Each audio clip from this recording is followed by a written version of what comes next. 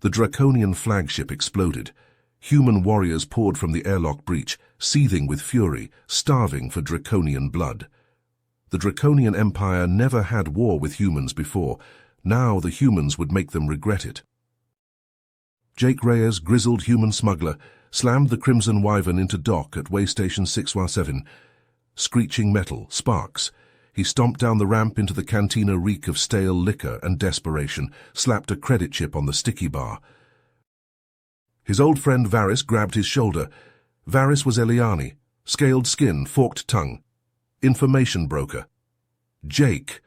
Draconians set course to conquer free human colonies, outnumbered, outgunned, hopeless.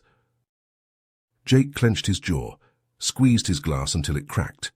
Humans fought for freedom before. They would fight again. No choice. Die free or live as slaves. He drained his drink, stood. Like hell, it's hopeless. Get me Draconian fleet positions. I'll handle the rest. The plan was suicide. One man against an empire. The colonies had to survive or humanity would end here. Backed into a corner, humans got mean, got vicious. The Draconians were about to learn that the hard way. There's one chance, Varys said. The United Terran Confederation, hidden in the Galactic core. Jake frowned. The Separatists thought they were a myth. They're real, broke from the colonies centuries back. Hated seeing humans under alien thumbs, vanished into uncharted space. And no one's heard from them since? Rumors, mostly. Talk of advanced tech, serious firepower. If anyone can push back the Draconians, it's them. Jake rubbed his chin. The UTC sounded like humanity's best shot, but finding them wouldn't be a cakewalk. The Galactic core was a stellar labyrinth. Pulsars, black holes, gravitational anomalies. One wrong turn and you were space dust. We'd need a navigator, a damn good one. Core's uncharted and mean as hell. Varys grinned. Got just the guy, all in car, eccentric but brilliant, knows the core like his own scales. An hour later, Jake sized up All-In across a table. The Krathu had pale blue skin, 4 arms, and black eyes that seemed to stare through bulkheads. He drummed long fingers on the tabletop. I can guide you to the UTC, All-In said, for a price. Jake crossed his arms. How much? 50,000 credits, half up front. 50? You out of your... Fair price, All-In cut in. Core's no tourist cruise, one mistake and poof. Jake ground his teeth. It was extortion. But what choice did he have? Pay up or watch the colonies burn? Fine, let's go. They left that night, the Crimson Wyvern humming with urgency. Jake cut the lights and kept to the shadows. Draconian ships prowled the space lanes like hungry wolves. All-In hunched over the nav console, plotting their course. Jake watched the starfield shift as they broke orbit, angling for the shimmering haze of the Galactic core. No turning back now. The Wyvern plunged into the void, chasing a desperate hope, humanity's last chance for survival. Weeks dragged by as the Crimson Wyvern wound through the Galactic core. All-In hunched over the nav controls, eyes locked on sensor readouts, hands dancing across touchscreens. He guided the ship through roiling nebulas that jammed scanners and past neutron stars that lashed space with gravity. Jake's knuckles whitened on the helm controls as he wove between stellar storms. The ship groaned, hull plates buckling, warning lights flashing crimson. He gritted his teeth and held course. Coming up on the coordinates, All-In finally said. Should be here. Jake leaned forward, peering at the view screen. A small red star filled the display, alone in the void. No ships, no stations. His shoulders slumped. There's nothing here, just a dwarf star. All-In shook his head. These are the right coordinates, I'm certain of it. Then where the hell are they? Jake slammed a fist on the console. We came all this way for a dead end? The comms crackled. Unidentified vessel, this is the UTC Indomitable. State your identity and purpose now. Jake jerked upright. A massive battlecruiser shimmered into view before them, decloaking from some advanced stealth field. Jagged and angular, it bristled with enough firepower to slag a moon. The Crimson Wyvern was a gnat next to it. He keyed the comms, heart pounding. "This is Jake Reyes of the independent freighter Crimson Wyvern. I've come to warn you that the Draconian Empire is preparing to invade the free human colonies. We need your help to stop them." Silence stretched out. Jake held his breath. "Crimson Wyvern, you are cleared to dock in the Indomitable's main hangar. The UTC High Council will hear your request."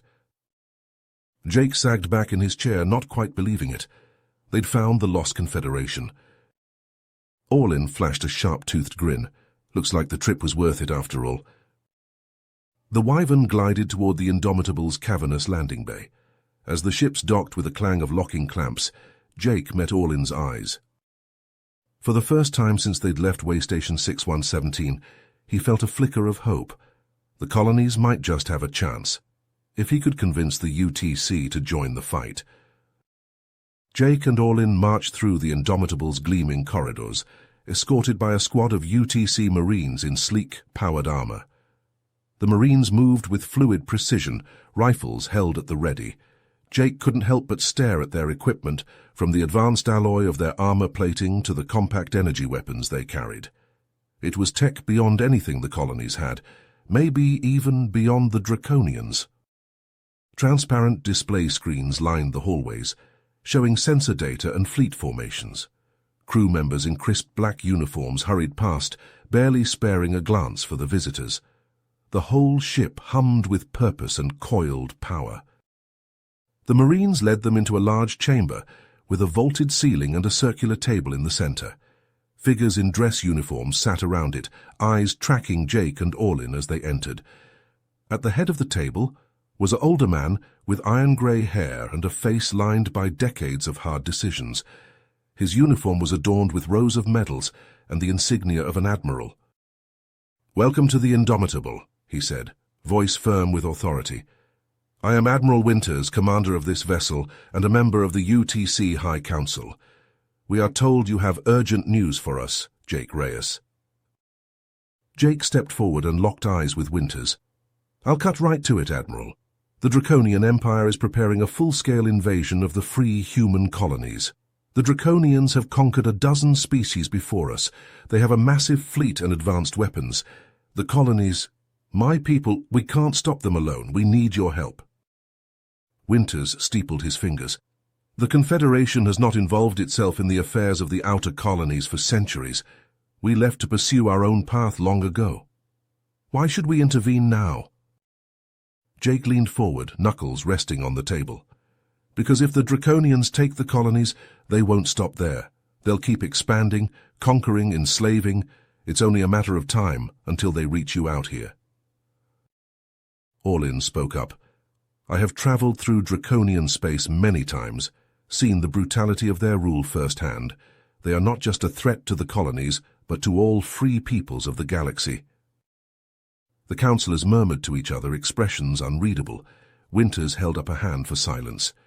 "Even if what you say is true, the Confederation has survived this long by remaining hidden.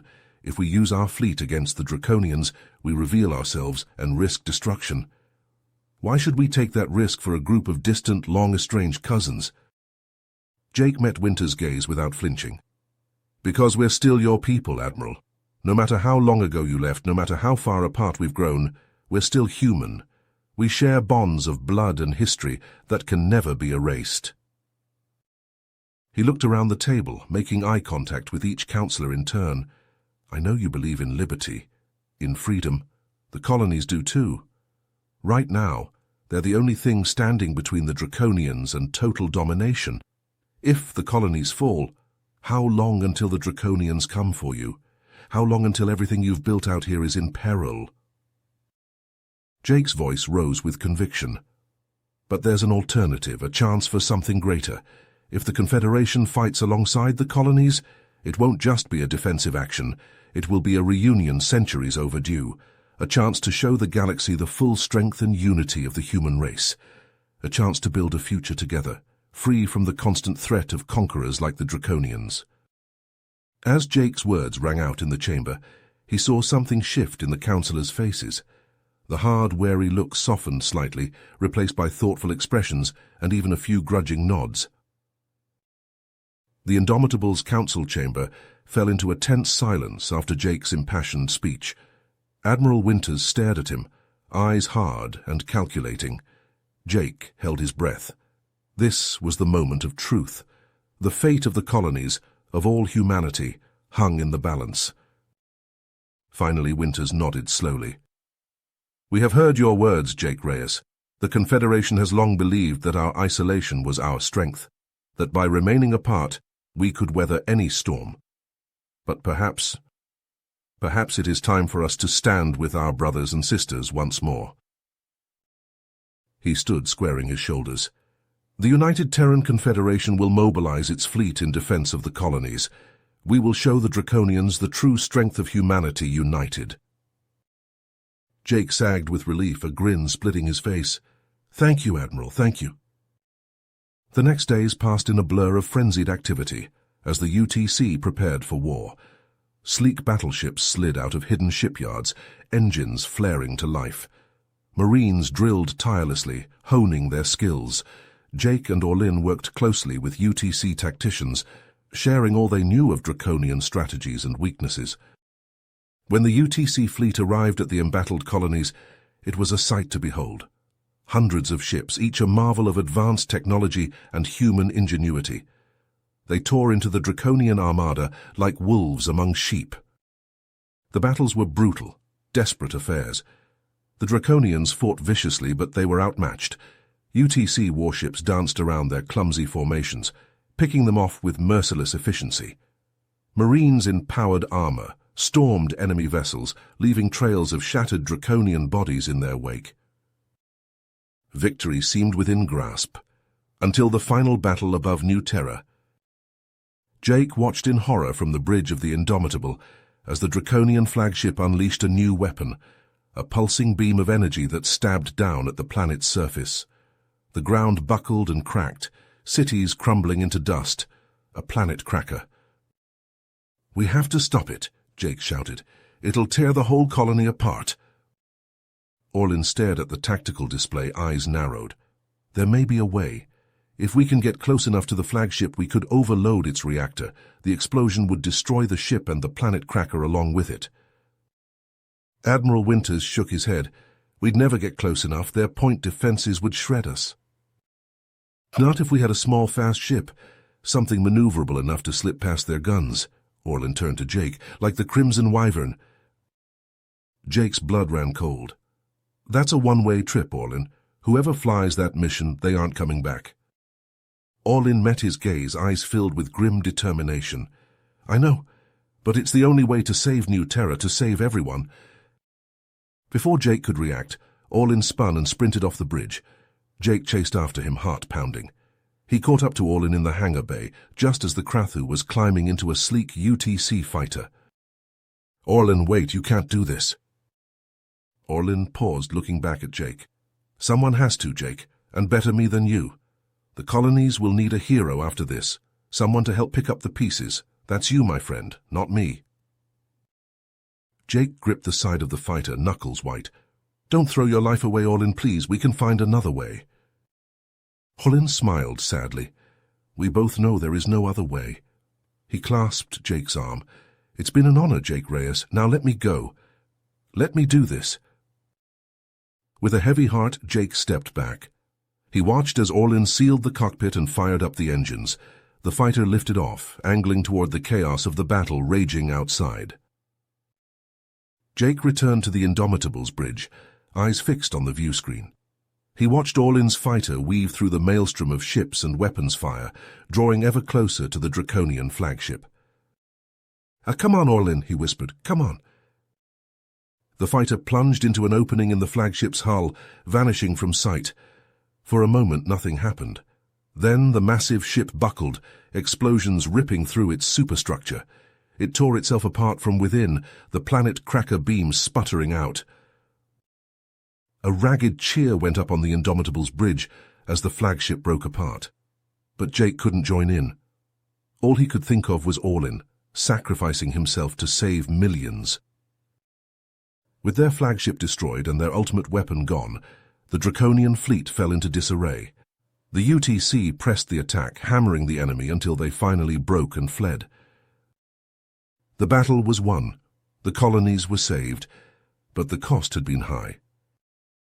In the aftermath, Jake stood among the celebrating colonists and UTC personnel. They clapped him on the back, hailing him as a hero, but he felt hollow inside. He had lost his best friend, and now he had to find a way to carry on without him. As the UTC and the colonies began the long process of rebuilding and reintegration, Jake knew his work was far from over. He had to ensure that Orlin's sacrifice meant something, that the fragile peace they had won would endure. He returned to the Crimson Wyvern, running a hand along its battered hull. This ship had carried him through so much. Now it would carry him into an uncertain future, a future he would face without Orlin at his side. But he would face it nonetheless, for the colonies, for the UTC, for humanity, for Orlin. Jake fired up the engines and the Crimson Wyvern lifted off, pointed toward the stars, toward whatever challenges and adventures awaited him. He had a promise to keep. You have reached the end of the story.